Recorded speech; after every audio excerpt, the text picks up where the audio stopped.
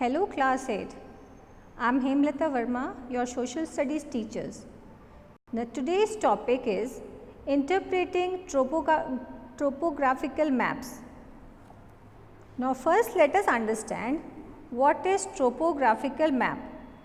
A topographical map is a large scale map which shows details of both natural and man-made feature over a small area with the help of scales, conventional symbols and fixed color schemes.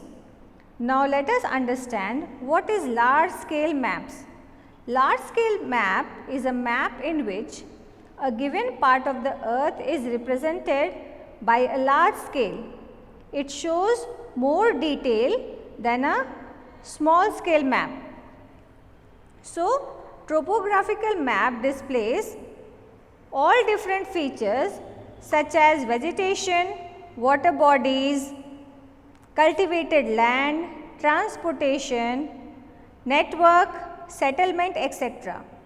It is usually used to survey land features and are therefore also known as survey maps. Now let us see the example. Let us see a topographical map. Here is a topographical map.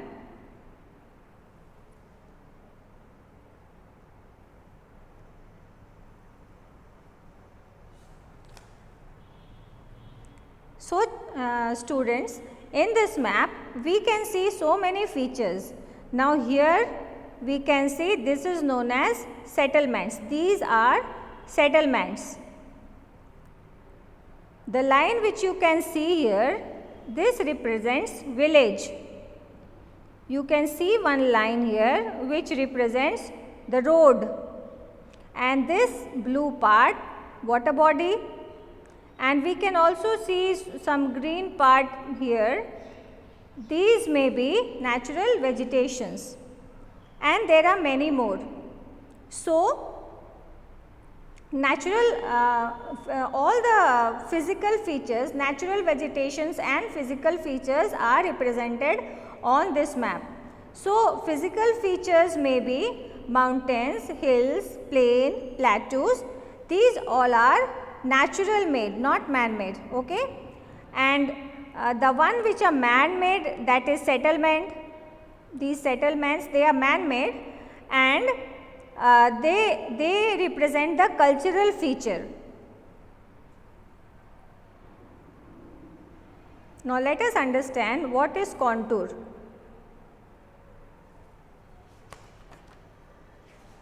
So first let us do what is the definition of contour. Now contour are used to represent various features on map. Contours and spot height are extensively used in topographical map to represent the height of different features.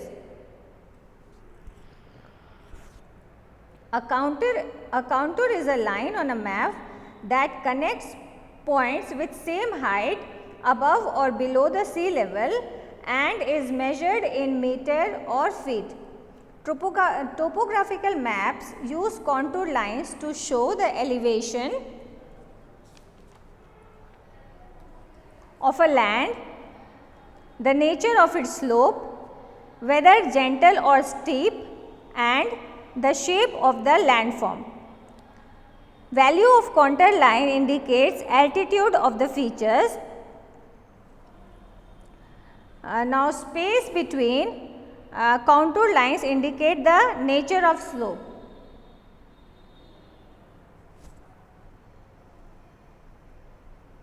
Now you can see this is the space between two contour lines. Now in some places we can see that it is wide, and in some space it is narrow, like here.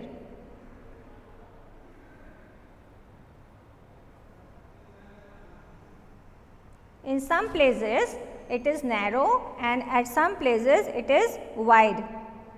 Now space between contour lines indicate the nature of the slope, whether it is a steep slope or it is a gentle slope. The pattern formed by the contour line helps in identifying the relief feature. So, we can say that if it is a steep slope, it can be a mountain, or gentle slope. If it is a gentle slope, then we can say that maybe it is a small hill or a plateau. Now, features of contour lines. Now, contours that are closely spaced indicate steep slopes, while contours that are spaced apart indicate the gentle slope.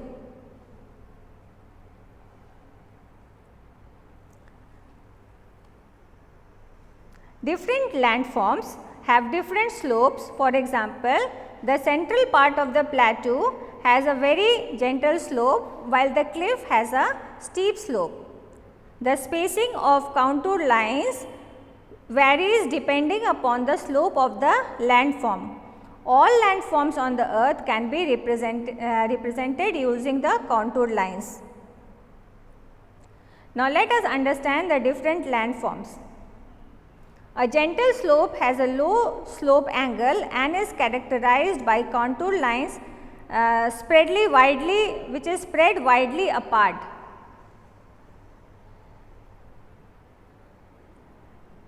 Here you can see gentle slope and steep slope. Let us understand gentle slope and steep slope over here. So, a steep slope has a high slope angle and is characterized by closely spaced contour lines. Now, here we can say the contour lines are spread further apart. The spaces between two contour lines are further apart. So, we can say that this is a gentle slope, and here we can see contours are close together. Contour lines are close together. So, we can say here it is close together and here it is apart. So, this part of the hill is has a gentle slope and this side of it has a steep slope.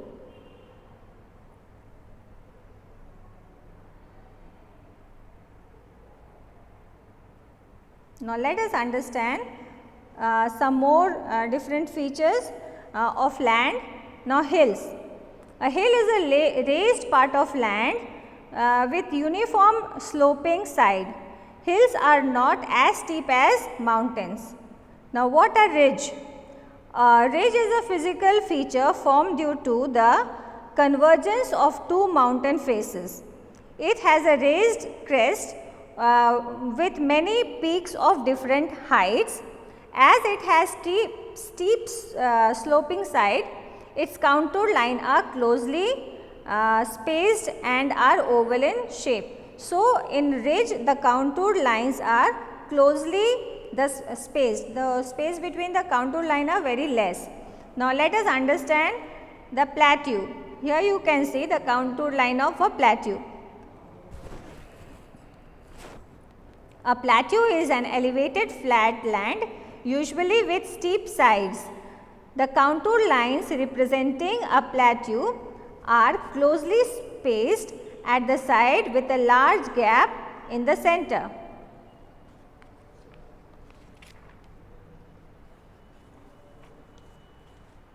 Now, let us understand what is gap.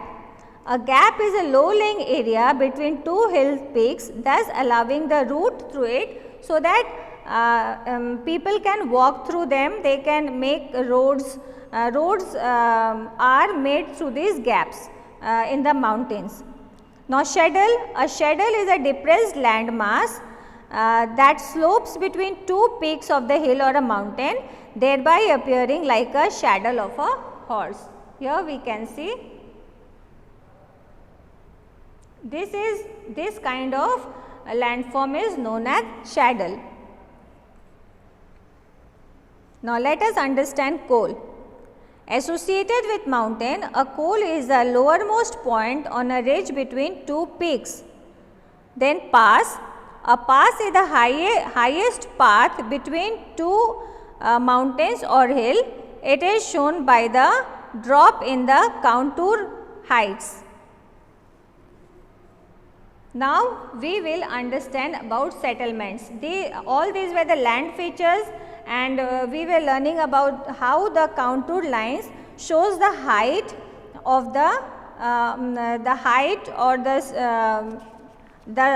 slopes, okay, slopes of the land. Okay. Now, we will study about settlement. Okay. So, a settlement refers to, first let us understand what is settlement. A settlement refers to,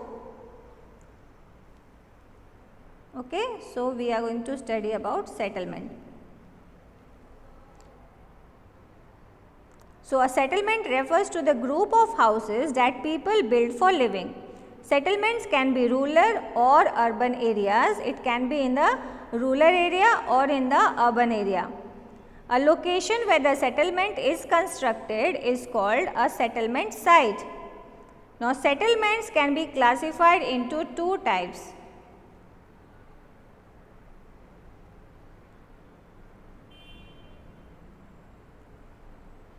They are temporary settlement and permanent settlement.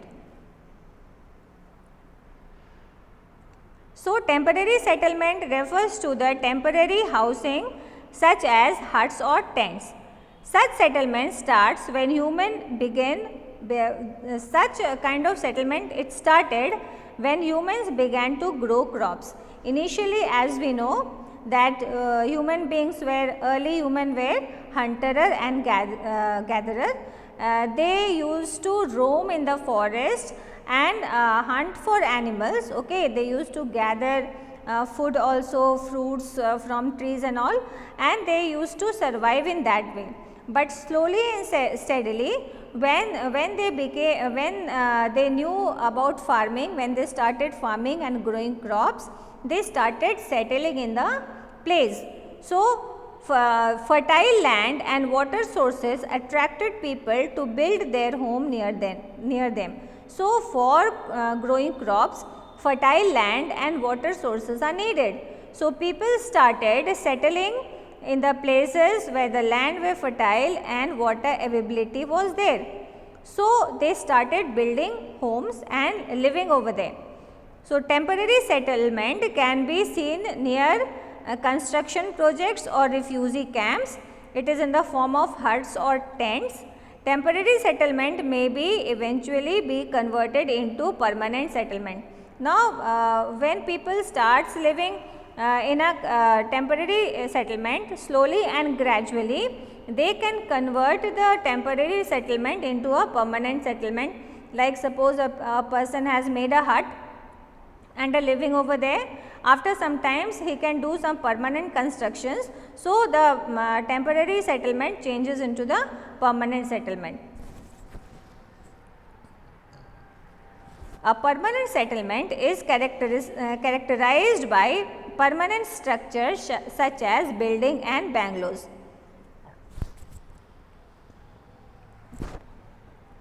Now, we will understand the different settlement patterns. Now, settlements in village or rural villages, settlements in the villages are rural, while those in the cities and towns are urban. So, we understand rural settlement and urban settlements. People living in villages, they are called rural settlement, and living in a town is an urban settlement. As settlements started to grow, they began to display a distinct pattern. Such pattern show the shape and distribution of settlement when seen from air, means from when it is seen from a height, the shape of the settlement can be seen. So, settlements pattern can be of three types. Now, let us understand all the three types of the settlement. Now, this one we can say is a nuclear settlement. Okay. This kind of settlement is called nuclear settlement. We can see cluster of houses in one place, so many houses built close to each other in one place in a closed area. So, this kind of settlement is known as nuclear settlement. Okay. So, what is nuclear settlement? Nuclear settlements are those in which houses and other buildings are tightly clustered around a central feature such as a place of worship, village green or road cross. So, this settlement can be found anywhere. It can be near a village, it can be near the worship place, okay, or it can be near some workplace. So, in India, nucleated settlements are found in Shivalik valleys and in the states of Manipur, Mizoram, Meghalaya, Nagaland, Tripura.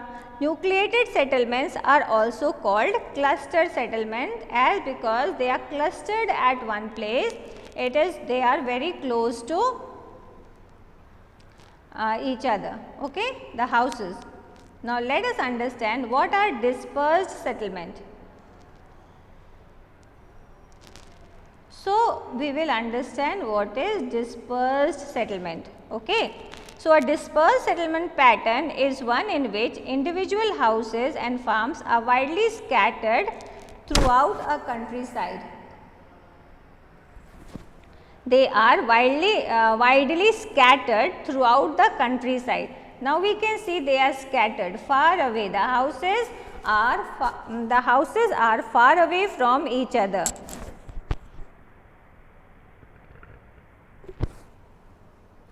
Okay. So, these settlements are always rural and usually the farmers live in such settlement to stay near to their cultivated lands. Okay. So, here generally if you sometimes while traveling by train, you can see in the countryside where mostly there are farms, okay, cultivating lands. So, in those areas you can see this kind of settlement. There are huts and houses far apart from each other, okay, and sometimes dispersed settlements are formed as a result of people living overpopulated villages. Now, sometimes it happens that if a village becomes very overpopulated and the living space becomes less, many people move from those places and go to some other area. This also results in the dispersed settlement. Now, we will understand about the linear settlement.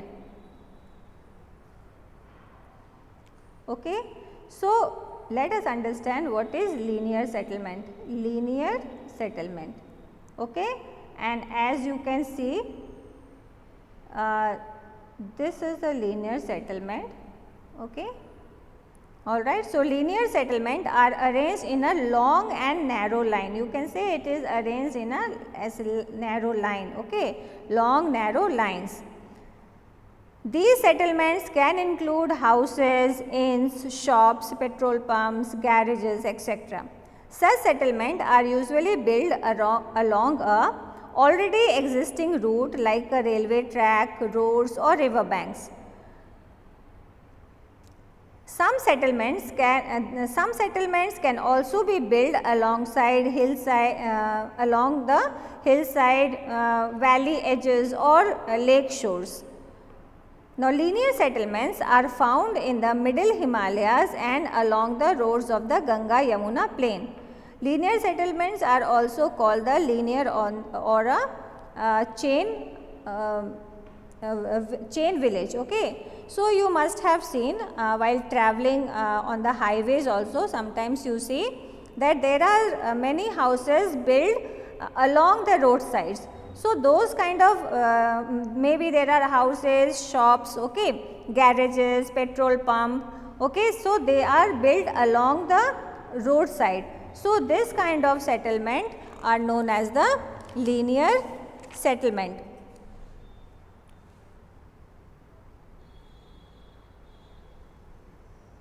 Now, let us understand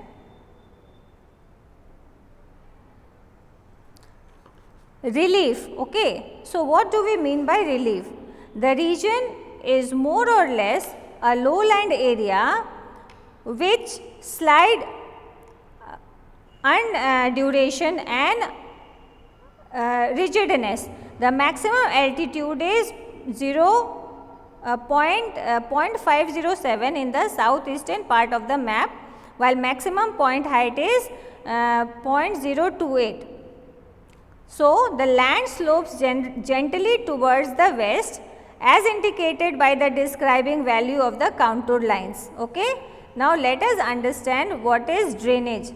The surface drainage is predominantly seasonal except for the reservoirs, okay, which now the reservoirs has embankment which have relative heights of 10 meter and 5 meter respectively. So, a canal leads out from their water body which is the major source of irrigation in the neighboring areas. There are many seasonal tanks in the area also. So, all these are the example of drainage. We can say that canals or reservoir tanks, okay, these are the seasonal tanks. All these are the examples of drainage. You must have seen many canals, you know, they connect the river to the agricultural areas. Okay. So, water from the river can be used for the agriculture. So, canals in Hindi we say it Nehar also. The major river of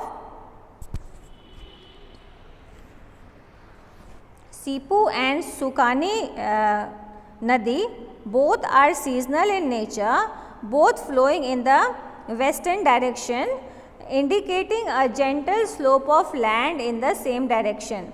These two streams have dry river beds and are drained by numerous seasonal streams from all directions. The course of both rivers are highly mandatory. Now, land use. The mandatory of the lowland terrain is broken by the presence of low ridge in the southeastern and northern pattern. Okay. Then transport and communication.